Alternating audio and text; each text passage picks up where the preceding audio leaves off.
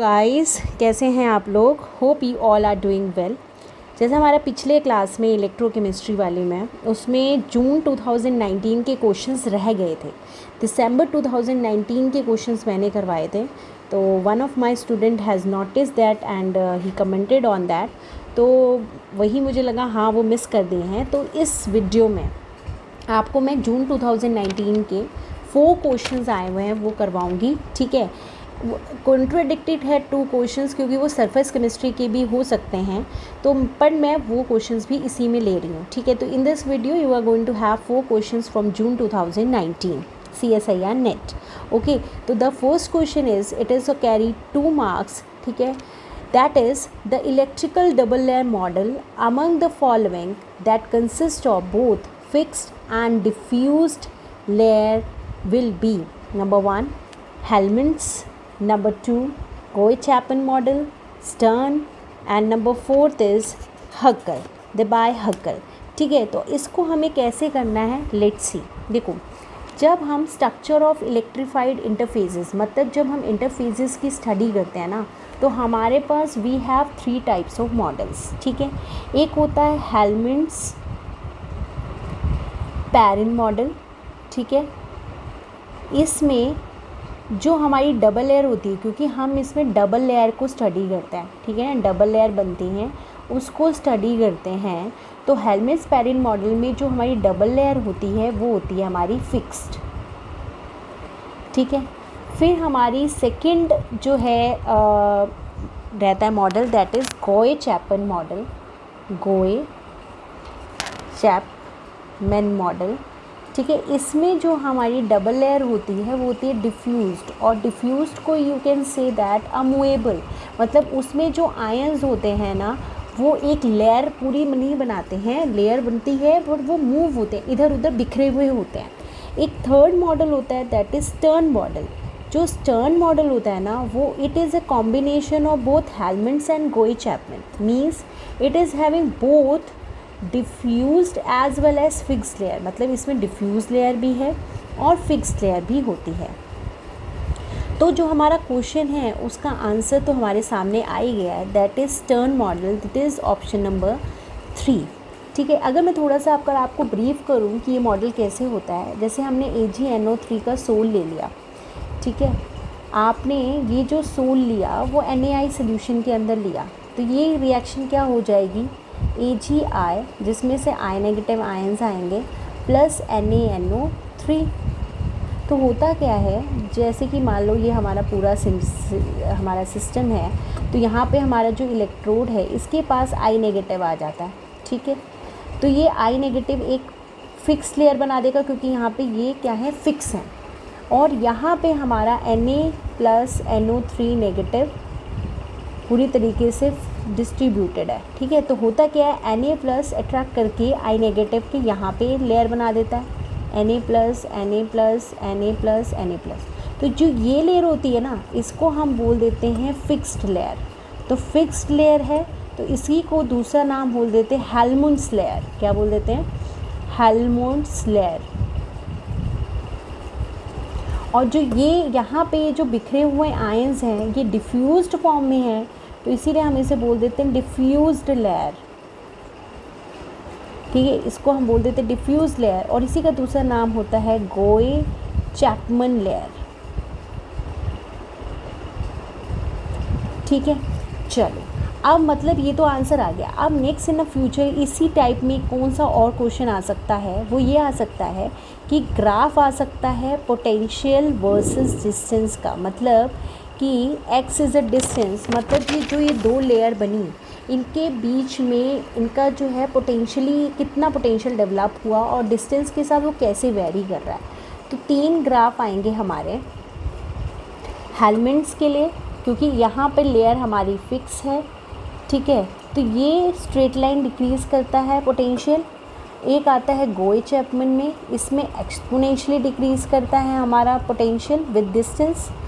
और यहाँ पे हमारा stern model, because it is a combination of both, तो पहले तो ये स्ट्रेट लाइन डिक्रीज़ करता है, इसके बाद ये एक्सपोनेंशियली डिक्रीज़ करता है। ठीक है। तो मतलब ये एक पॉइंट है जहाँ पे मतलब ये दोनों लेयर को डिफ्रेंशिएट कर रहा है, it is for fixed and it is for diffused. यह है पोटेंशियल वर्सेस डिस्टेंस। तो ये भी क्वेश्चन हमारा आ सकता है।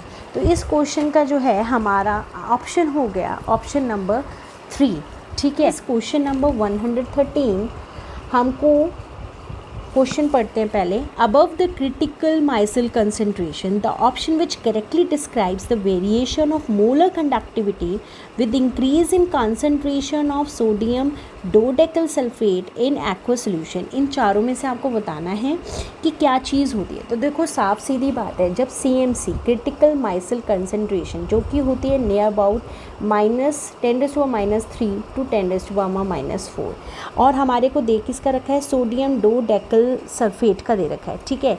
इसका जो हमारा फॉर्मूला होता है डोडेकल सल्फेट का वो होता है CH3 CH2 11 SO3 negative Na positive. ये होता है हमारा डिटर्जेंट, इसको SLS भी बोलते हैं, और ये होता है हमारा डिटर्जेंट, ठीक है। इतनी कंसंट्रेशन के बाद माइसेल फॉर्मेशन होने शुरू हो जाती है। तो ये टिपिकल क्वेश्चन ये था कि जब माइसेल फॉर्मेशन होती है तो फिज़िकल प्रॉपर्टी या फिर हम अगर मान लो थर्मोडायनेमिक प्रॉपर्टीज़ हैं तो उन पे क्या फ़र्क पड़ता है। तो सिंपल बहुत इंपॉर्टेंट पॉइंट आप ये नोट करेंगे कि ड्यूरिंग या after micelle formation there is a change in physical property, मतलब फिज़िकल प्रॉपर्टी चेंज होगी। there is a change in physical property but not the nature of the solution। मतलब जैसे nature of the solution means जैसे जब आपने detergent पानी में डाला तो वो कोलाइडल दिखता है ना, धुंधला सा दिखाई देता है, तो दैट विल रिमेन कोलाइडल, मतलब नेचर तो आपका कोलाइडल ही रहेगा। एंड ऑल्सो बट जो हमारी थर्मोडायनेमिक प्रॉपर्टीज़ होती हैं, thermodynamic properties of myself, thermodynamic properties का मतलब है डेल्टा G, डेल्टा H और डेल्टा S। G भी हमारा नेगेटिव होता है, डेल्टा H भी हमारा नेगेटिव होता है और डेल्टा S हमारा पॉजिटिव होता है। तो चाहे माइसेल बनने या माइसेल बनने से पहले ये प्रॉपर्टीज़ ऐसी की ऐसी रहेंगी। कोलाइडल सॉल्यूशन ऐसे क्या ऐसे रहेगा, सिर्फ फिज़िकल प्रॉपर्टी चेंज होगी जिसके अंदर हमारा आता है मोलर कंडक्टिविटी। जो मोलर कंडक्टिविटी होती है वो डिक्रीज़ करेगी with increase in the concentration of ions, decreases with concentration. ये मोलर कंडक्टिविटी जो है वो डिक्रीज़ कर जाएगी विद कंसंट्रेशन, क्योंकि क्या होगा जैसे आयंस भी अगर आपने जैसे डिज़ोल्व के पानी में कर रहे हो, डिल्यूशन हो रहा है, और हम इलेक्ट्रोकेमिस्ट्री में पढ़ते हैं कि मोलर कंडक्टेंस तो इंक्रीज़ करती है। देखो एक होता है कंडक्टेंस और एक होता है कंडक्टिविटी। तो अगर मैं ऑन डाइल्यूशन कहती हूँ, ऑन डाइल्यूशन जो कंडक्टेंस है वो तो हमारा क्या कहते हैं इंक्रीज़ करता है, क्योंकि नंबर ऑफ़ आयंस इंक्रीज़ कर जाते हैं, number of ions increases. But conductivity जो है डिक्रीज़ कर जाती है, क्योंकि कंडक्टिविटी होता है कंडक्टेंस पर यूनिट वॉल्यूम, पर सेंटीमीटर क्यूब और पर यूनिट वॉल्यूम, मतलब एक पर्टिकुलर एरिया में नंबर ऑफ़ आयंस कितने हैं, क्योंकि उसमें पानी भी है, ठीक है। आप चाहे कंसंट्रेशन बढ़ा रहे हो, आयंस बढ़ रहे हैं, पर आयंस बन भी ज़्यादा रहे हैं, ठीक है। तो वो एक दूसरे से मतलब मान लो कि पहले Na+, इसमें 3 थे, पर जैसे आपने डिल्यूशन करा, क्योंकि वो दूर दूर जाने, डिल्यूशन से क्या होगा, जो इनके बीच में इलेक्ट्रोस्टैटिक फोर्स ऑफ अट्रैक्शन है वो वीक हो जाएगी, और जब electrostatic force of attraction weak हो जाएगी तो ये एक दूसरे से दूर होने लग जाएंगे। तो इतने ही एरिया में डिल्यूशन को बढ़ाते ही ये Na+, मतलब सिर्फ 2 ही आयंस आए, और मोलर कंडक्टिविटी यही होती है कि पर यूनिट वॉल्यूम में कितने आयंस हैं, वो तो कम हो गए ना, तो इसलिए मोलर कंडक्टिविटी डिक्रीजेस। तो इसमें आ जाएगा molar conductivity decreases sharply but the solution remains colloidal. This is the option number 2, ठीक है। अब हम लोग मूव ऑन करते हैं हमारे नेक्स्ट क्वेश्चन की तरफ, दैट इज़ क्वेश्चन नंबर 118, ठीक है। It is also from June 2019। This is if if the over potential of an electrolysis process is increased from 0.5 to 0.6 volt, then the ratio of current density LNJ 0.6 by 0.5 of the electrolysis will be equal to given transfer coefficient is equal to 0.5. आपको ना ratio बताना है LNJ 0.6 to 0.5. देखो जो ये question है ना वो हमारा है question from kinetics of electrode reaction, kinetics of electrode reaction, और उसमें से भी this is form Tafel equation, ठीक है, इसमें भी it is from Tafel equation. Tafel equation क्या होती है? It gives a relationship between over potential and current density. मतलब इनके बीच में it gives a very brief relationship. Okay, over potential को हम ईटा से रिप्रेजेंट करते हैं, करंट डेंसिटी को हम जे से रिप्रेजेंट करते हैं, और एक बात होती है अल्फ़ा जिसे हम बोलते हैं ट्रांसफ़र कोएफिशिएंट, जो कि हमको इसमें दे ही रखा है, दैट इज़ 0.5. ठीक है, देखो इक्वेशन क्या होती है? इक्वेशन होती है ln minus J is equal to ln J not minus alpha N F upon R T. हमें ईटा की जो है वैल्यू निकालनी है, इसी का रेशो निकालना है ln का. तो हम लोग क्या करेंगे, हमें ln J by J not का रिलेशन निकालना है. ठीक है, तो हम इसको साथ में लाना पड़ेगा. हम क्या करेंगे, eta is equal to R T by n F ln of J by J naught. हमको इसका रेशो निकालना है, इस वाले पार्ट का. ठीक है, अब सबसे पहले ईटा 0.6 लिखेंगे. Eta 0.6 is equal to R T N F ln J by J not. ये हो गया 0.6. Eta 0.5 is equal to R T N F ln, this is alpha, ठीक है, this is alpha. Okay, J 0.5 upon J not. अब हमको इनके बीच में रिलेशन निकालना है 0.6 और 0.5 में. तो हम क्या करेंगे, सब्ट्रैक्ट 1 फ्रॉम 2, इन दोनों को एक दूसरे से सब्ट्रैक्ट कर देंगे. तो क्या हो जाएगा, eta 0.6 minus eta 0.5 is equal to, common आ जाएगा, आर टी अल्फ़ा एफ, ठीक है, ln bracket J 0.6 upon J 0.5. हमको इसी की रेशो निकालनी है. इसको हम अगर आप यहाँ रखो, इस पूरे पार्ट को वहाँ ले जाओ, तो क्या लिख सकते हैं, ln J 0.6 upon J 0.5 is equal to alpha F upon में आर टी, क्योंकि ये उधर चला जाएगा, ऊपर हो जाएगा, ईटा 0.6 माइनस ईटा 0.5. ये हमें 0.5 दे रखा है, और पार्ट वैसे के वैसा है, तो हम वो वैसे का वैसा रखेंगे. अपॉन में ये हो गया 0.6 माइनस 0.5, दैट इज़ 0.1.